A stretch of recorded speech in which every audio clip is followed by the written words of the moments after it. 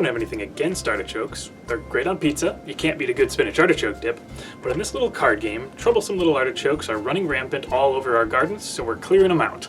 Here's my 2-minute take on Abandon All Artichokes from GameRight.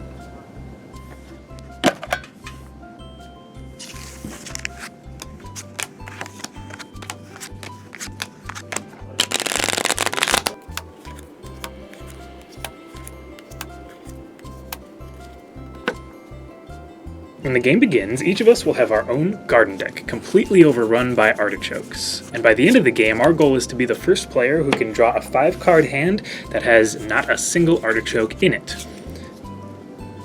To do that, we'll need the help of our other garden vegetables, who will help us fill our garden and edge out those artichokes, or send the artichokes to the compost where they'll stay for good.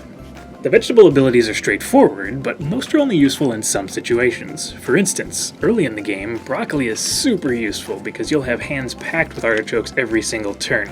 But later in the game, when you've already composted most of those spike-headed rascals, you probably won't get to use it again.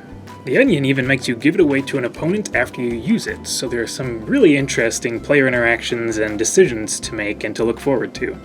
There's no cost to add a new vegetable to your deck, you just get to add a new one every single turn of the game, and you get to use it right away before it becomes a part of your deck permanently. One of the things I love most about this game is that there are so many different paths and deck combinations that lead to drawing that magical no artichoke hand. For instance, I might be choosing cards focused on composting artichokes and getting them out of my deck for good so that there are fewer to draw, while you might be choosing abilities that can help you stack the top of your deck with veggies so that you can draw that one magical hand while all the artichokes are at the bottom of your deck. Every single time I finish a game of Abandon All Artichokes, I can't wait to play again and build another deck. There's just so many cool card combinations and neat little paths to finding that no artichokes hand that it feels like it has elements of a much more complex card game all folded into a neat little game that takes about 20 minutes to play. If you found this 2-minute take helpful in determining whether Abandon All Artichokes will be a good fit for your next game night, we'd love it if you hit that like and subscribe button.